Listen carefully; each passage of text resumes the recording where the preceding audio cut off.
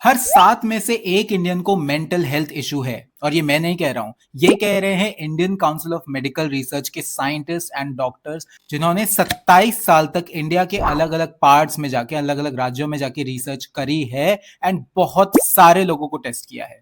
But हम इसे seriously क्यों नहीं ले रहे?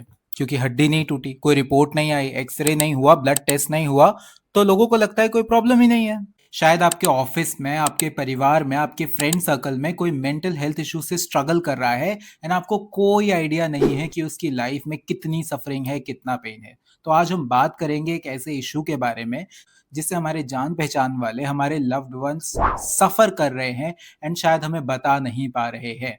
Today we are talking about mental health issues. सबसे पहले कुछ जरूरी बात, आजकल की लैंग्वेज में मैं देख रहा हूं कि लोग डेली कॉन्वर्जेशंस में, डेली के वार्तालाप में ऐसी ऐसी चीजें बोल जाते हैं जिनका उन्हें मतलब भी नहीं पता है। सीरियस हेल्थ कंडीशंस को मजाक बना के रखा है लोगों ने। अपने फ्रेंड को कॉल करना है एंड बोलना है यार चिल करने आजा, डिप्रेस हो रखी हूं। या फिर छोटी छोटी बात पे बोलना है यार बहुत ज्यादा एंग्जाइटी हो रही है, मैं एंग्शियस हो रहा हूं। या फिर अगर कहीं छोटी मोटी क्लीनलीनेस की बात आ गई या खाना खाने से पहले हाथ धोने जाना पड़ा तो बोल देते हैं कि यार इन चीजों का तो बड़ा ओसीडी है मुझे। ओसीडी है आपको? ये बहुत सीरियस हेल्थ कंडीशंस हैं जिससे लोग सालों तक जूझते हैं, सुसाइडल तक हो जाते हैं लोग, एंड हम ऐसी चीजों को बहुत सिंपली बोल जाते हैं जो कि हमें नहीं करना है। तो मेंटल हेल्थ सिर्फ डिप्रेशन या एंजाइटी नहीं है। Mental health is the foundation of how we think, feel and act. इसका मतलब यह है कि आप दूसरों से कैसे बातें करोगे, अपने बारे में आप क्या सोचते हो, आपकी पर्सनालिटी कैसी होगी, आप डिसीजन कैसे लोगे, आप रोजमर्रा के काम कैसे परफॉर्म करोगे एंड क्या आप वो परफॉर्म कर पाओगे या नहीं कर पाओगे, ये सब कुछ मेंटल हेल्थ के अंदर आता है।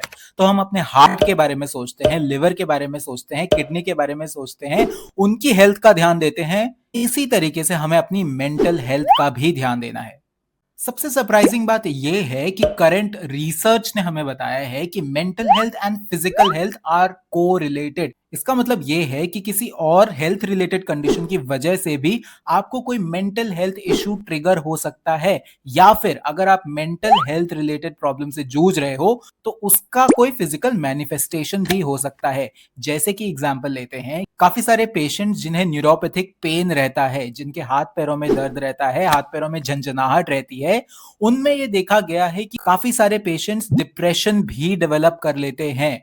सिमिलरली हमने नोटिस किया है कि डायबिटिक न्यूरोपैथी के पेशेंट्स या फिर डायबिटिक पेशेंट्स में भी काफी हद तक डिप्रेशन या डिप्रेसिव सिम्टम्स पाए गए हैं। सिमिलरली हमने नोटिस किया है कि as a result of PCOS, polycystic ovarian syndrome, हमने देखा है कि काफी सारे फीमेल्स में जनरलाइज्ड एंजाइटी डिसऑर्डर भी नोटिस किया गया है, उन्हें डायग्नोस किया गया है ऐसी कंडीशन से। हमें यह ध्यान रखना है कि मेंटल हेल्थ इश्यूज आइसोलेशन में एग्जिस्ट नहीं करते हैं। इसका मतलब यह है कि वो सिर्फ एब्सोल्यूट डिसऑर्डर्स नहीं है, वो एक कोमॉर्बिड कंडीशन हो सकते हैं या एक एक्सेसरी कंडीशन हो सकते हैं किसी प्री एग्जिस्टिंग डिसऑर्डर के। यानी कि अगर आपको कोई ऑलरेडी कंडीशन है तो उसकी वजह से भी आपकी मेंटल हेल्थ रिलेटेड इश्यूज हो सकते हैं, या फिर अगर आपको कोई मेंटल हेल्थ रिलेटेड इशू है उसकी वजह से आपको और भी बीमारियां हो सकती हैं, क्योंकि इसी की वजह से ही हम अपने friends, family and loved ones के लिए प्रॉपर केयर अरेंज कर सकते हैं, उनकी हेल्प कर सकते हैं। ठीक है, तो सबसे पहली चीज है सडन मूड चेंजेस, विड्रॉल या फिर लॉस ऑफ इंटरेस्ट। यानी कि रेगुलरली उनको जो चीजें करनी पसंद थी, शायद उन चीजों में वो इंटरेस्ट नहीं ले रहे हैं, इंटरेस्ट नहीं दिखा रहे हैं, या फिर रेगुलर कॉन्वर्जेशन से वो विड्रॉ कर लेते हैं, ज्यादा बात नहीं करते हैं, सिर्फ अपने में रहते हैं, खुद से अकेले रहते हैं। तो शायद वो किसी मेंटल हेल्थ स्ट्रगल से जूझ रहे हैं। Second, irritability, sleep issues, constant fatigue. यानी कि अगर आपका कोई दोस्त बोल रहा है कि वो हर टाइम थका हुआ रहता है, या उसे बहुत ज्यादा नींद आ रही है, या बहुत ही कम नींद आ रही है, या फिर वो छोटी छोटी बातों पे चिड़चिड़ा हो जाता है, आपसे बात करना बंद कर देता है, या फिर रोने लगते हैं, बहुत बहुत ज्यादा इमोशनल हो जाते हैं, तो भी आपको ये समझना पड़ेगा कि शायद वो किसी मेंटल हेल्थ इशू से स्ट्रगल कर रहे हैं।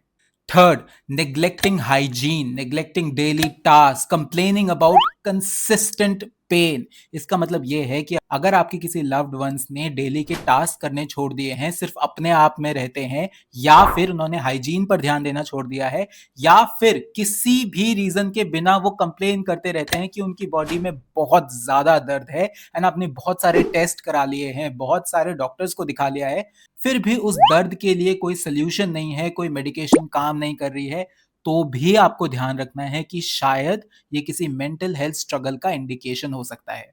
Fourth and the most serious one, अगर आपके फ्रेंड या कोई लव्ड वन आपको बोल रहा है कि वो वर्थलेस फील कर रहे हैं, होपलेस फील कर रहे हैं, उनको लगता है कि life has no meaning, no purpose, and शायद वो थोड़ी सी सेल्फ हार्मिंग टेंडेंसीज दिखा रहे हैं, आपको दिख रहा है कि आपका दोस्त खुद को नुकसान पहुंचा सकता है या फिर वो किसी और को नुकसान पहुंचा सकता है, तो भी आपको सतर्क हो जाना है, क्योंकि ये भी एक मेंटल हेल्थ स्ट्रगल की निशानी है।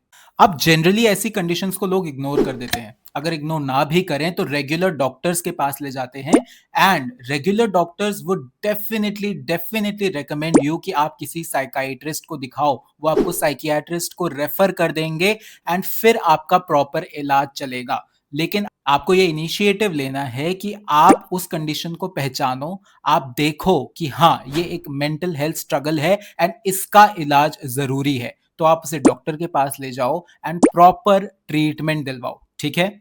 और ऐसा नहीं है कि आप कोई मदद नहीं कर सकते हो, ऐसे सिचुएशंस में आप कोई हेल्प नहीं कर सकते हो, आप बिल्कुल कर सकते हो। सबसे पहली चीज, आपको सुनना पड़ेगा, आपको ध्यान से पूरी एकाग्रता के साथ अपने लव्ड वन की बात सुननी पड़ेगी, उसकी स्ट्रगल्स को पहचानना पड़ेगा, तभी आप आइडेंटिफाई कर पाओगे कि हाँ ये एक मेंटल हेल्थ स्ट्रगल है एंड इसका इलाज जरूरी है। दूसरी चीज, आपको उनके स्ट्रगल्स को छोटा महसूस नहीं करवाना है, यानी कि आपको ये नहीं जताना कि उनके स्ट्रगल्स इरैशनल है या फिर उनके स्ट्रगल्स का कोई मतलब नहीं है। ऐसे में आप लोग उनको डीमोटिवेट करते हैं एंड वो आपको फिर कुछ शेयर ही नहीं कर पाएंगे, ठीक है। आपको उनके स्ट्रगल्स को केयरफुली सुनना है एंड उनकी हेल्प करने की कोशिश करनी है। अब आप हेल्प कैसे कर सकते हो? आप उन्हें कनेक्ट कर सकते हो लोकल काउंसलर्स के साथ, आप उन्हें कनेक्ट कर सकते हो डॉक्टर्स के साथ, आप उन्हें कनेक्ट कर सकते हो साइकियाट्रिस्ट के साथ, एंड उसके बाद भी अगर उन्हें थेरेपी की जरूरत है तो आपको ये नॉर्मलाइज करना पड़ेगा, आपको उन्हें फील कराना पड़ेगा कि थेरेपी से उन्हीं का फायदा हो रहा है। इसका मतलब ये है कि आपको ये नहीं दिखाना है कि उनको कोई प्रॉब्लम है एंड वो समाज से अलग हैं, बिल्कुल नहीं। आपको ये मेंटेन करके चलना है कि थेरेपी एक बहुत ही रेगुलर चीज है एंड नॉर्मल लोग भी थेरेपी लेते हैं। इसका मतलब है कि थोड़ी सी थेरेपी से अगर आप ठीक हो सकते हो, अगर आपके लव्ड वंस की लाइव्स बेटर हो सकती हैं, तो उन्हें बहुत बहुत ज्यादा मोटिवेट करने की जरूरत है थेरेपी के टूवर्ड्स। बट ये सब सिर्फ तब हो पाएगा जब आप सेंसिटाइज होंगे, जब आप ये समझ जाएंगे कि मेंटल हेल्थ रिलेटेड स्ट्रगल्स असली हैं, वो एग्जिस्ट करते हैं एंड उनका इलाज जरूरी है, ठीक है। एंड आपको ध्यान रखने की जरूरत ये है कि आप किसी भी स्ट्रगलिंग इंडिविजुअल या फिर पेशेंट का मजाक ना उड़ाएं, उनकी बातों को नजरअंदाज ना करें, ठीक है। आइडेंटिफिकेशन इज द फर्स्ट की टू अ सोल्यूशन। तो आपको ऐसे बिहेवियर्स को आइडेंटिफाई करना है एंड लोगों की प्रॉपर हेल्प सीक करने में उनकी मदद करनी है, ठीक है।